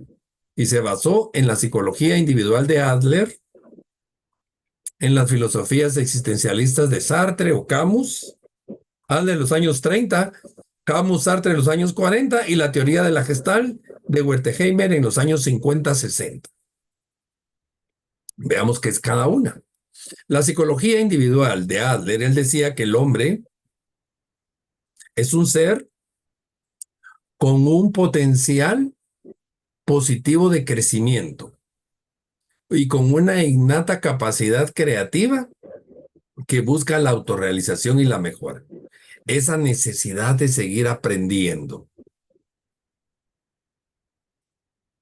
Los niños, la mejor forma de trabajarles su duelo es con aprendizaje, rompecabezas, pinturas, colores. ¿Cuántas pseudociencias psicológicas han aparecido como la musicoterapia, la pintura, parte del crecimiento? Aquí en Guatemala, por ejemplo, hay 2 academias de equitación que se utilizan para bajar angustia y ansiedad en las personas. Y están probando para trabajar con personas con Alzheimer. Imagínense eso. Luego viene la filosofía de Sartre o de Camus. Ellos hacían énfasis en la conciencia que la persona tiene de sí misma. Cada quien es capaz de elegir lo que le conviene, lo que quiere. Y todos los seres humanos somos seres en evolución y cambio.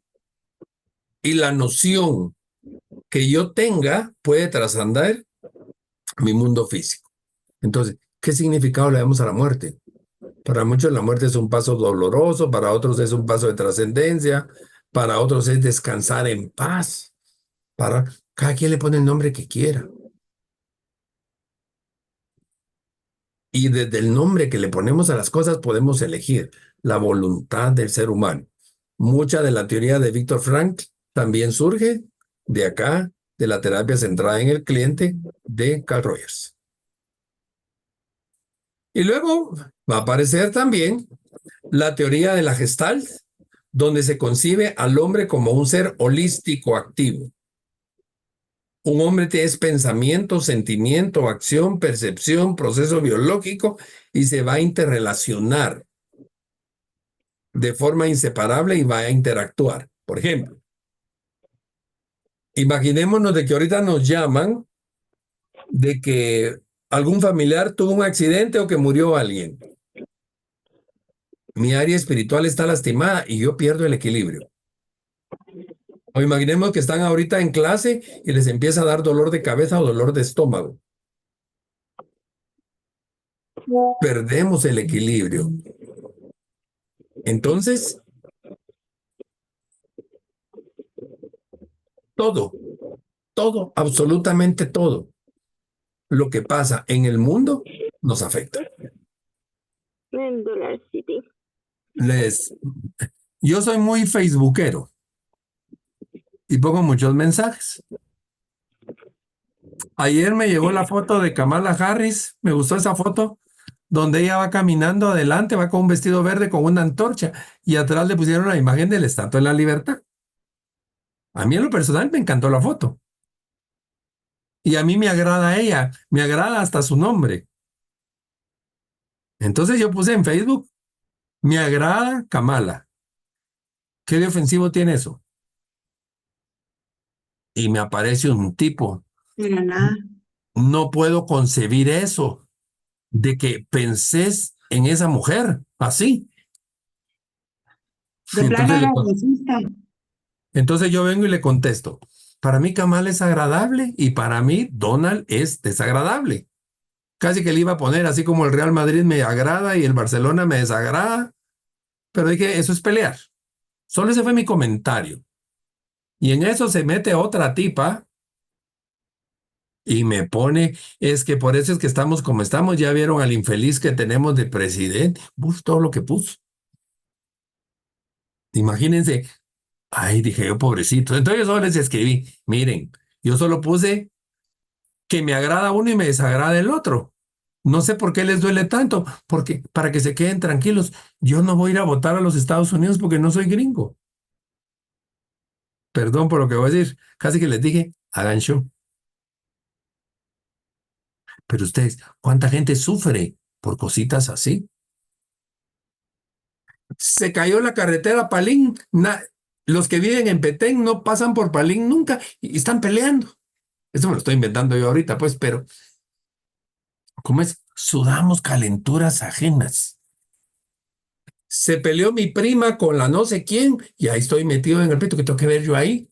Va a seguir muy lejos. Estamos viendo una película y el fulanito que me cae bien se está peleando con el sultanito y ya me cae mal el otro. Tomamos partidos en una película. A propósito, que eso se me olvidó decir, no me vayan a ver la vida de Freud en Netflix. Es un atentado contra la ciencia. Es una porquería la serie. Pusieron a, no sé a quién, a Bad Bunny, creo yo, en lugar de, de Freud. Pero ustedes, así es nuestra vida.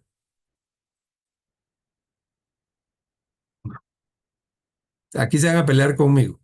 Como subió la verdura y todo, subió el aguacate. Yo como nunca compro aguacate porque no me gusta, hay que sube el precio lo que quiera. Ahí la gente, y alguien, ¿cómo es posible que no te guste el aguacate? Y me empezó a alegar, pues no me gusta, ¿cómo va a ser? Por mí que sube el precio, es que desaparece. Para mí, pero para otros es importante porque sin aguacate no viven.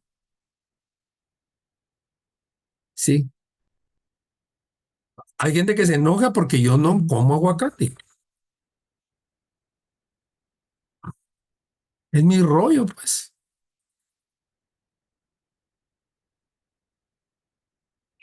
Y por ejemplo, a mí me gusta el hígado. Hay gente que no le gusta. Pues no vamos a ponernos a pelear por un hígado o por un aguacate. Así que ustedes se comen su aguacate, yo me como mi hígado y santos en paz. Así es la teoría de Carl Rogers. Cada quien con su rollo. Entonces, es bonita, pero al mismo tiempo es difícil. ¿Sí? Ahora, ¿cuáles son los factores importantes de esta teoría? ¿Se recuerdan que les dije de que el organismo le íbamos a explicar acá? Roger decía que el organismo es el lugar donde se originan todas las experiencias, tanto internas como externas. Es mi cuerpo el que recibe las experiencias. Sí. Una vez andaba con un amigo y una muchacha se rió.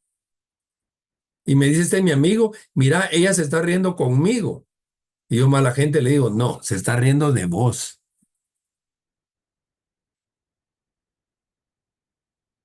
Él supuso y yo supuse. Lo ideal era preguntarle a ella, ¿verdad?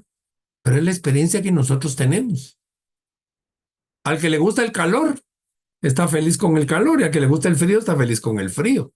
Pero yo si les pregunto ahorita cómo estamos, me tendrían que decir, me voy a inventar, estamos a 23 grados centígrados. Esa es la realidad. Pero cada quien vive desde su organismo. ¿Sí? Entonces, la experiencia, según Rogers, es la capacidad para percibir, procesar y organizar toda la información que llega a mi vida y que va a estar estrechamente unida con mis sensaciones corporales, mi experiencia interna. ¿Les gusta el olor a tierra mojada? Qué rico, ¿verdad? ¿Saben que no aguanto yo? El olor a papel periódico mojado. Siento que se me destemplan los dientes.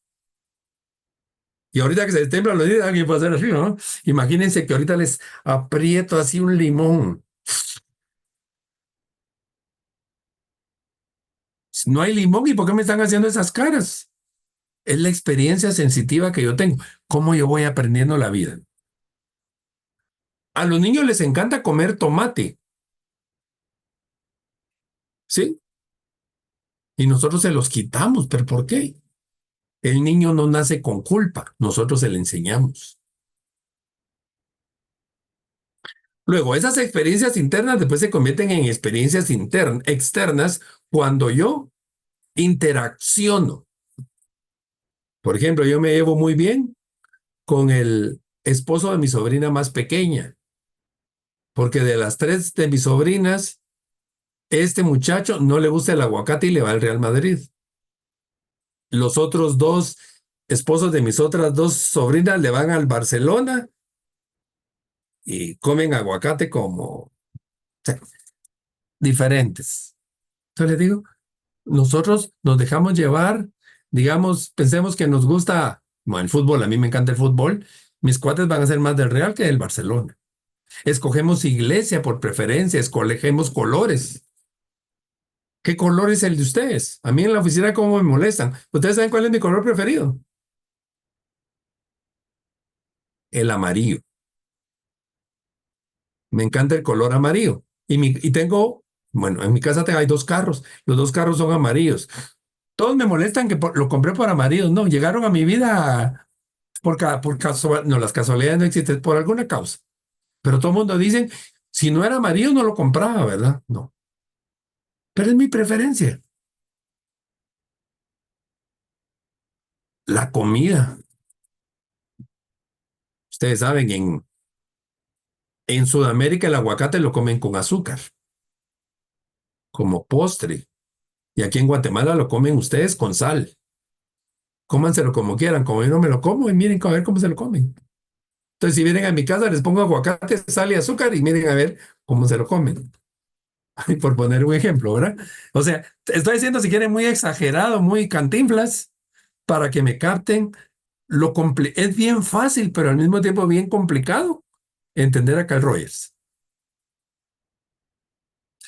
La conducta de la persona va a estar en función, no del ambiente, ni de las estructuras, sino de ese campo fenoménico. ¿Qué es el campo fenoménico? Como ese campo de energía que yo tengo donde están todas las experiencias. Cierren los ojitos y piensen en algo que les llene los ojitos de lágrimas y los emocione para seguir adelante. Qué rico se siente eso, hasta cosquillitas da. Ahí ese es como mi campo de gravedad, donde yo estoy viviendo esa experiencia. Y cuando yo vengo y les digo, y algunos de ustedes me dicen, pues eso para mí es irme a comer necio con el aguacate, un pan con aguacate. Y yo tal vez lo que voy a decir, eso a mí me gustaría irme a tirar a un campo y ver cómo llueve, sin mojarme, y cada quien va a vivir su propia experiencia. Entonces, cuando alguien me diga estoy triste, ¿qué significa la tristeza? Estoy en un momento depresivo, ¿qué significa eso para ti? Yo no voy a etiquetar, sino que voy a preguntar. Si se dan cuenta, aquí me estoy metiendo más acompañamiento. El yo es concebido como la diferencia progresiva de ese mi campo fenoménico en base a la experiencia que tengo con el organismo. Comidas que cuando niños les gustaban y ahora ya no comen. Le perdemos la sazón a algo. Sí, mañoso yo, ¿verdad? Yo les como las fresas en postre, pero no me den pastel de fresas con crema porque no me lo como. ¿Cuál es la diferencia? No sé. El pastel de fresas lo veo como el pastel más viejo que yo conocí.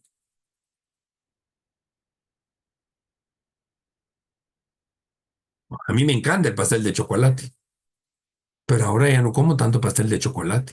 Tal vez y si me dan un pastel de chocolate me lo como, pues, pero que yo vaya ahorita a un lugar a buscar pastel de chocolate casi no lo hago. Van cambiando las preferencias. ¿Por qué? A saber.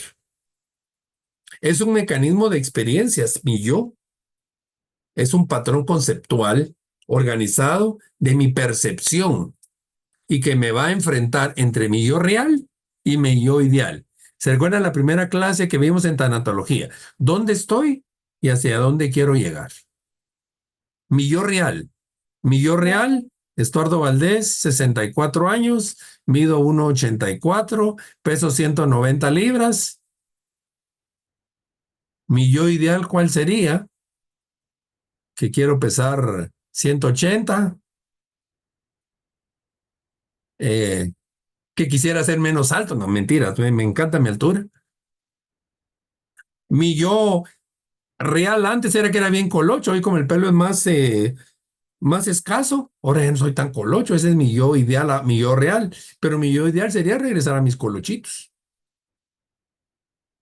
Y nosotros nos enfrentamos todos los días entre mi yo real con mi yo ideal. Pero cuando nos valoramos mucho, nos comparamos con el yo ideal, mi ideal en función de los reales malos. Y cuando me quiero victimizar, busco un yo ideal inalcanzable. Entonces mi competencia no va a ser con los demás, sino conmigo mismo. Entonces, ¿estás triste? ¿Cómo quieres estar? Porque muchas veces pensamos que lo contrario de la tristeza es la alegría. Y tal vez en el proceso de duelo, le pregunto a la persona qué sientes, tristeza. ¿Y quieres estar alegre? No, no me puedo meter. ¿Y cómo quieres estar? Quiero estar enojado. ¿Por qué te gustaría estar enojado? Porque enojado yo saco más fuerzas, tengo más energía que estando triste. Es entendible. Entonces nosotros vamos a trabajar en función de preguntar, en función de su yo ideal. ¿Dónde estoy? Y hasta dónde quiero llegar. Y ahí es donde va a surgir mi autoconcepto. Lo que diría Eric Berne en Análisis Transaccional, mi postura existencial. Yo estoy bien y ustedes están bien, seguimos adelante. Yo estoy bien y considero que ustedes están mal, los evito. Yo estoy mal y ustedes están bien, me alejo. Yo estoy mal y ustedes están mal, que se termine esta vida. Entonces, ante el duelo, por si quieren leer, a mí me encanta el análisis transaccional. El libro viejito, Nacidos para Triunfar, lo consiguen en PDF, tal vez, o lo consiguen en librerías en uso de libros usados, porque ese libro no se consigue, es un libro precioso.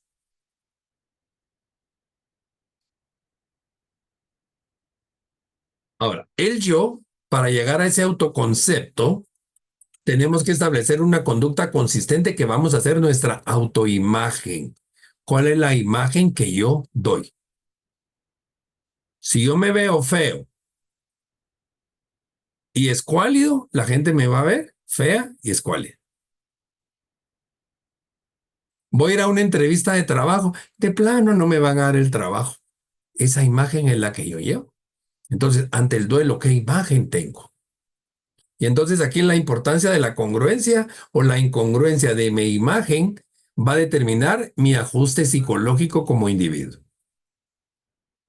Y esta conformación de este mi yo real, no el ideal, el real, me lo va a dar el ambiente, especialmente las personas que tienen mayor significado para mí. ¡Ay, qué bonito ese perrito! ¿Perrito o perrita? ¿Tienes apagado el micrófono? Es, es perrito. ¡Ay, qué bonito! Se llama Enzo, está chiquito, pero se nos enfermó un poquito. Ah. Acabo de regresar del vet, diga. A mí me encantan los perros. Ay, toma. No me gustan los gatos. Ay, yo tengo 7. ¿Gatos? Sí. Ah, no, a mí los gatos no me gustan. Pero, por ejemplo, a mi mamá le encantaban los gatos. Entonces, cuando mi mamá estaba, pues le toleraban los gatos. Por el significado, no por el significado de mi mamá, no por el significado de los gatos. Cómo nuestra vida va cambiando en función de... Sí. Los gatos Fíjense, tampoco me gustaban, pero uno tuve y poco a poco fuimos adoptando, a veces por si voluntariamente, pero se te fueron a pues regalar. prácticamente, porque Sí. casi todos los han abandonado muy chiquitos. Entonces, que les hemos dado pachita, que esto, y poco a poco se encariña uno, ya no puede Sí, uno dejarlos ir. sí. No, así es. Y es parte de mi yo real, pues. Va. Y este yo real que tengo se convierte en mi estimación positiva e incondicional o la negativa que me va a conducir a mis condiciones de valor, lo que yo valoro. Y entonces yo no puedo aconsejar a alguien, mire, por su duelo, lea. A lo mejor la persona, o muchas veces vienen y les dicen los terapistas ocupacionales, póngase a tejer. Y para ustedes tal vez su sufrimiento más grande fue la clase de tejido cuando estaban en primaria. Entonces me los regresan a la infancia conflictiva. Sí, me recuerdo cuando yo tuve mi accidente que me fracturé. Yo tuve un accidente, me fracturé la cadera y me mandaron a fisioterapia. Todas las mañanas. Y había media hora que tenía que pasar a carpintería. Y les digo yo, mire, ¿por qué carpintería? Yo nunca hice un trabajo manual en el colegio, todos los mandé a hacer. No me gustaba hacer eso. Porque mire, por aquello de que usted en algún momento ya no pueda trabajar, se dedique a oficios. Entonces yo me inventé, ¿ah? Fíjese que a mí me da alergia a la basurita esa que da la madera. Me quitaron esa terapia. Porque para mí era castigo. Sí. Este fin de semana me fui a dirigir un retiro. Yo trabajo mucho con la Iglesia Católica. Y una señorita que iba en el grupo llevó una dinámica y no me dijo qué era. Y nos dieron una cruz para que la lijáramos. Yo me puse a ver eso porque, olvídense, yo lijando una cruz, dije yo, me sentía ridículo, me sentía niño regañado. La dinámica era muy bonita, pero para mí eso no daba significado. Entonces tenemos que entender a la persona. Es como cuando uno va con el nutricionista. Le deberían de preguntar a uno qué le gusta y qué no le gusta. Si a mí me ponen una dieta en base a aguacate, hagan de caso que no la hice, ¿verdad? Entonces hay que, eso, preguntar, preguntar, preguntar. Bueno, la conducta, bueno, esta ya la habíamos visto, perdón. Y entonces van a surgir los conceptos siguientes que trabaja Carl Rogers. La autorrealización. Una persona se tiene que sentir realizada, que es esa fuerza, lo que Freud hablaba de los pulsiones. Aquí va a ser esa fuerza que me va a empujar a desarrollar mi máximo potencial. Entonces podemos ponerle metas a la gente. Lo vamos a ver también, creo que en la última clase de este módulo. ¿A dónde quieres llegar? ¿Cuáles son las metas? ¿Qué vas a hacer para esforzarte? Cuando yo me pongo esas metas, voy a crear mí mismo, mi autoimagen. Y este proceso que surge desde la infancia, y aquí surgen todos los procesos creativos, también se generan los grados de conciencia. Muchas de las cosas que nos gustan o no nos gustan, nos las obligaron desde niños.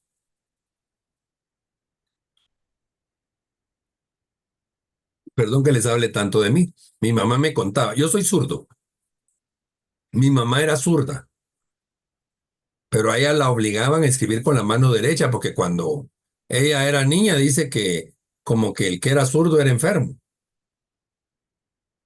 Pero ella siguió siendo zurda. A mí ella no me dejó que me dejaran, pero les digo, yo ahorita me siento en un escritorio para zurdos, no lo puedo usar.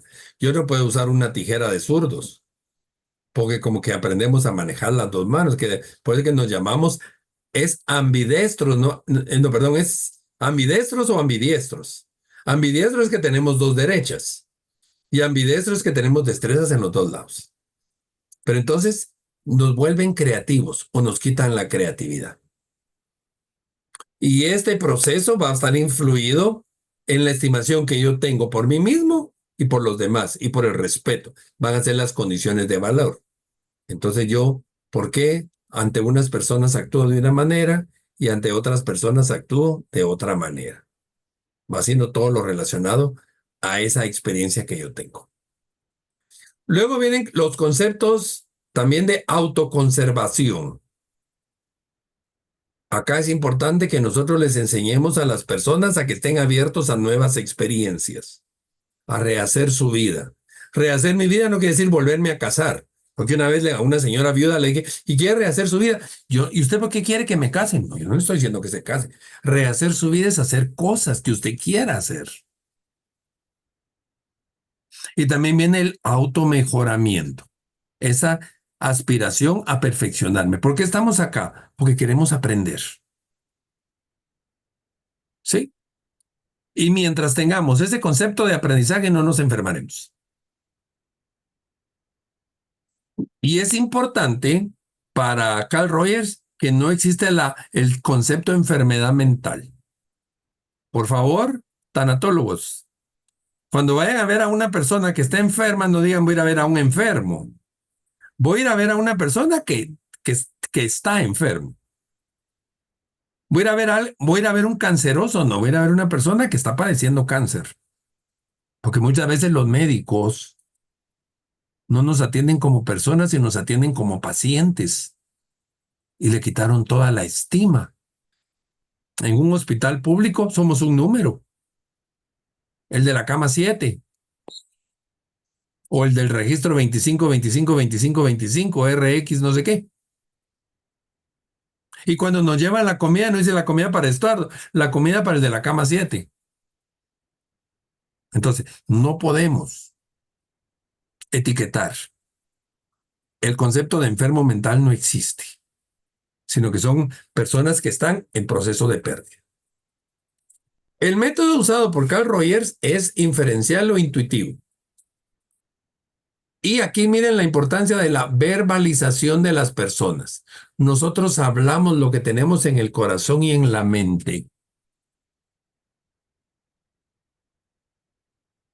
Y el terapeuta o el acompañante va a actuar a través de una comprensión empática, con una aceptación incondicional de paciente o cliente, escuchándolo. Me voy a ir a la Biblia un momentito. ¿Quién fue el señor que metió un montón de animales en un arca? Noé, Ah, va. Noé, Cuando ya bajó el agua, ¿cuál fue el primer animal que salió del arca de Noé? Una paloma. ¿Cuál? Una paloma. No, fue un cuervo. ay, qué feo. Y el cuervo no regresó. ¿Y saben por qué no regresó? Porque se quedó en la carroña. Porque de eso viven los cuervos. Siguió bajando el agua y entonces soltó una paloma y la paloma regresó con un ramo de olivo. Que si quieren ya irnos a la religiosidad, es el término del Espíritu Santo. Cuando nosotros estamos en situaciones difíciles, en nuestra boca hay carroña. Todo es malo, el tal por cual. Tenemos carroña y tenemos que entender que estamos atendiendo a un cuervo y lo queremos llevar a convertirlo en un animalito más tranquilo. Perdón por el ejemplo, porque no le... Pero que se les grabe. Alguien en dolor está metido en carroña porque está peleando. Entonces no va a regresar nunca hasta que se seque, se tranquilice. Entonces la técnica que utiliza Rogers es la entrevista libre, una entrevista no estructurada, donde va a ser el propio sujeto quien decide qué quiere hablar, cuándo lo quiere hablar y cómo lo quiere hablar. Y el trabajo de nosotros es solamente acompañar, mostrando apoyo, atención, servimos de reflejo e invitamos a que la persona introspecte, que entre en sí mismo para que se autoconozca y tome sus propias decisiones. Y se terminó. Se fue rapidito. Carl Rogers. ¿Qué piensan de Carl Rogers? ¿O les gustó más Freud o les gustó más Frank?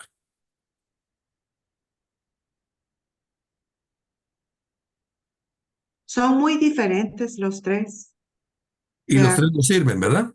y te sirven y tienen un propósito, pienso yo, en común, llegar al autoconocimiento, al aceptar y al escuchar.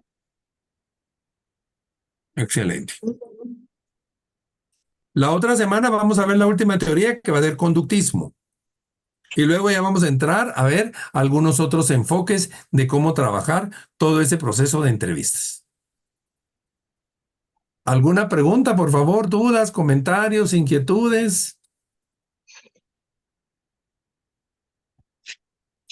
Un comentario. Buenas noches. Buenas noches. Le di duro a los médicos hoy, ¿verdad?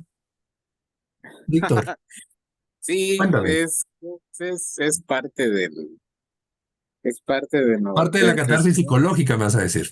sí, parte del crecimiento también, porque obviamente uno se da cuenta de que pues uno también va aprendiendo en el camino muchas situaciones, ¿verdad? Cómo manejar eh, las emociones de de los pacientes. Yo siempre he Ujú. dicho o de los familiares, ¿verdad? En todo caso, la mayoría de veces afrontamos con la familia. Sí. Y siempre he dicho yo que pues nosotros, así como no tenemos ninguna preparación administrativa, financiera, de nuestra carrera, de cómo administrar muchas cosas de salud, igual es en la parte de atención y cómo dar la información, cómo interrogar, no tenemos esa habilidad y eso lo vamos creando y no tenemos ese apoyo o esa guía. Me acuerdo que cuando estoy primero nos daban, era conducta individual, ahora ya se llama psicología, uno Ujú, creo yo, pero en mis tiempos era conducta individual y era un ujú. brochazo más o menos de la psicología. Ya. Pero ahora bien, entonces uno tiene que tomar, es un comentario, podemos tomar varias referencias de estos tres, ¿verdad? Porque a veces hay cosas que se aplican para uno y otras veces se aplican para otra persona. Creo yo, Exacto. porque vamos a depender de cómo se vaya desenvolviendo pues, nuestro paciente, ¿verdad? O nuestro familiar. A mí, porque a veces no podemos ser con todos igual, ¿verdad? Porque todos vienen en una etapa diferente del duelo, unos vienen enojados, unos vienen frustrados, otros vienen a veces uno dice, mire, pero me comprendió, sí, me dicen, y al otro día viene otro familiar, ¿y qué le contaron ayer? Pues no me dijo nada, entonces dice, es porque uno entiende que la situación que están pasando no es fácil, Sí. y obviamente uno no puede ser tan tajante con ellos, pero eso lo va aprendiendo en el camino. Hay una película que me llamó mucho la atención que se llama 50-50, 50-50. Y ahí fue Así. donde yo entendí, sí, donde le dan una noticia al protagonista, se la da un médico.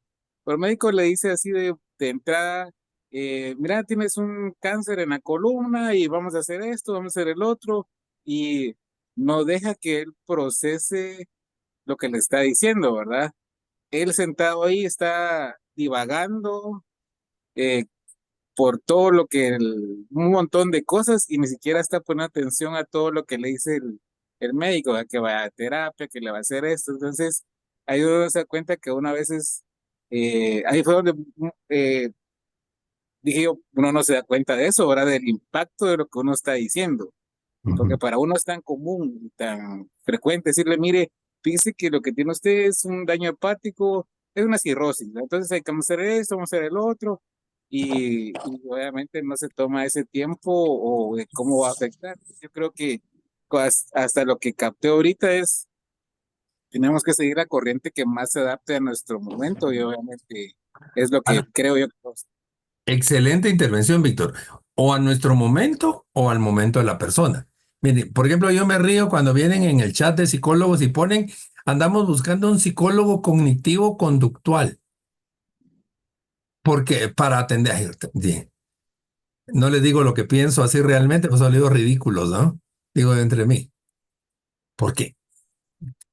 También hay una catedrática en Landívar que yo le digo, vos sos la hermanita menor o la mamá de Freud, porque todo es Freud. No, no se puede. No nos podemos casar con una terapia. Podemos trabajar varias, la que mejor funcione.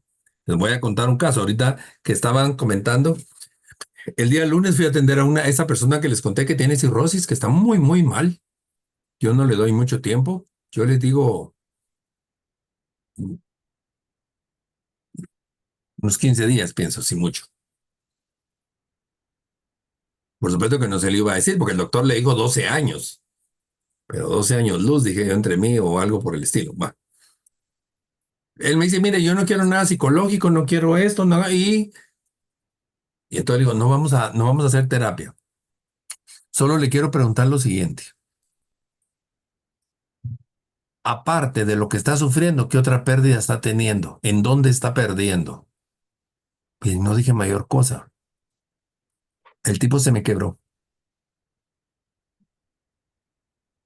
Se siente inútil, se siente que malo porque va a dejar a sus hijos que son adolescentes. Salieron con unas 10 pérdidas y tuve que hacer una sesión de mucho acompañamiento, pero había mucha culpa eh, con problemas de papá, la pérdida de papá desde un principio y tuvimos que cerrar ese pendiente. Yo sé que el cerrar el pendiente con el papá le quitó minutos o días de vida, pero tiene que estar en paz. Entonces, no nos podemos casar con una terapia. A mí a veces me pasa que voy, porque también, bueno, como les digo, participo mucho en la iglesia, a veces me piden que vaya a dar un apoyo como de capellanía espiritual, acompañar en una oración o algo por el estilo y termino siendo de psicólogo. A veces voy de psicólogo y termino siendo de tanatólogo. La vez pasada iba de psicólogo y terminé siendo de enfermero, cambiando sueros y cosas por el estilo. Uno nunca sabe a qué va. Por supuesto, yo voy a poner mis límites, pero en ese caso no había quien le cambiara el suero a la persona. Yo sé cambiar sueros y todo eso, pues, no me pesa nada hacerlo. Pero sí tenemos que tener mucha disponibilidad. Vamos a tener más momentos. Yo voy a tener con ustedes el siguiente módulo que es de pérdidas, cambios y duelos y voy a tener un cuarto módulo que se llama el acompañamiento tanatológico. apoyo y acompañamiento tanatológico, que ahí vamos a entrar a ver ciertos puntos de ese tipo. Bien, ¿alguien más? ¿No? Entonces, nos vemos el próximo. Una Sí, duda. cuéntame. Sí, Lo que cuéntame. acaba de comentar el doctor es más o menos lo de la teoría de Gestalt de Westheimer. Sí, puede ser. La Gestalt, digamos, Gestalt, sí. Gestalt. Es, La es Gestalt es un muy, todo. En la Gestalt, la traducción de Gestalt es en el aquí y el ahora. ajá, Cerremos una Gestalt, vivamos el aquí y el ahora. Pero para vivir el aquí y el ahora, tienes que meter todo tu organismo, alma, mente, corazón y vida, todo. ¿Sí? La Gestalt es muy bonita. Hay un libro en psicología que se llama El darse cuenta. Ahí encuentran cantidad de dinámicas de Gestalt para hacer intervenciones. es muy, la Gestalt es como muy humana, muy, Sí, puede ser, pero por ejemplo, pensemos lo de tu mamá, que tu mamá no fue cariñosa contigo y tú querías que fuera cariñosa. sí, Bueno, entonces, Ale, haz de caso que ahorita está tu mamá acá, ahí está la cama de tu mamá y tu mamá está por irse. No has escuchado. A ver, pídeselo. Exígele que antes de que fallezca te diga que te quiere. sí. Y te boto y te caes en crisis, entras en llanto, puedes pasar un montón de cosas. Sería como una terapia de choque. Y tú te lo dices. Como que si fuera tu mamá, te lo dices y hasta me vas a cambiar la voz tal vez. ¿Cómo te decía tu mamá? Ale, Entonces, a ver, Ale, que tu mamá te diga y te vas a, y dilo tú y vas a decir, Ale, hija, te quiero mucho. Y hasta vas a hablar como habla tu mamá en ese momentito. ujú. O sea Porque que estamos, la Gestalt tiene muchas, solo esta parte, esta teoría tiene muchas cosas para poder trabajar en muchas partes, en muchas diferencias, circunstancias. exacto. Por Solo, ejemplo, y vamos a ver eso como individual o lo podemos investigar nosotros por aparte. investígalos, porque no me quiero meter a gestar porque es un poquito complicado. Pero, por Ok, ejemplo, vienes y vamos a dar una noticia a la persona, una mala noticia que tiene una enfermedad terminal. Puedes empezar explicando la sintomatología o desde cuándo pasó hasta llegar a la caja. No voy a decir, mire, Ale, como me dijeron un día que me voy a hacer unos exámenes a un determinado lugar, mire, le voy a mandar a hacer un examen para ver si no tiene cáncer. Casi que agarro el pescuezo creo que era practicante o que era para hacerme un seguro. Le digo, mire, usted se va a morir de cáncer, yo no, le dije. Pero a mí me tocó una vez a una persona decirle que tenía VIH. Empecé haciéndole preguntas. Y cuando con todas las preguntas, la misma persona dijo, lo que me va a decir es que tengo VIH, ¿verdad? ok, Es ayudarlos. Esa es la gestal, cerrar. ok. A veces tienes un ciclo pendiente que lo necesitas cerrar y ya se murió la persona. Revivámosla, desenterrémosla para hacerlo. Uy, qué duro. Es bonito, me Sí, encanta. sí, pero Cada es quien fuerte. apasionado con lo suyo, ¿verdad? Sí, pero es fuerte. O sea, a mí me gusta y yo tengo que hacer parte de esto con personas que ya no están. ¿Tengo o Pero quiero? no sé. Tengo, no, quiero.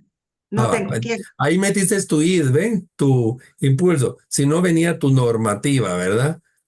Ujú. Quiero. Sí, bueno, de acuerdo. Bueno, Gracias, Eduardo, por tu clase tan linda. Feliz noche para todos y nos vemos el muchas próximo. gracias. Que tengan una excelente noche, feliz cinturita de la semana y nos Gracias vemos el otro por la clase miércoles. también. Gracias, feliz Feliz noche. noche, gracias, Estuardo. Adiós. Noche. Feliz noche.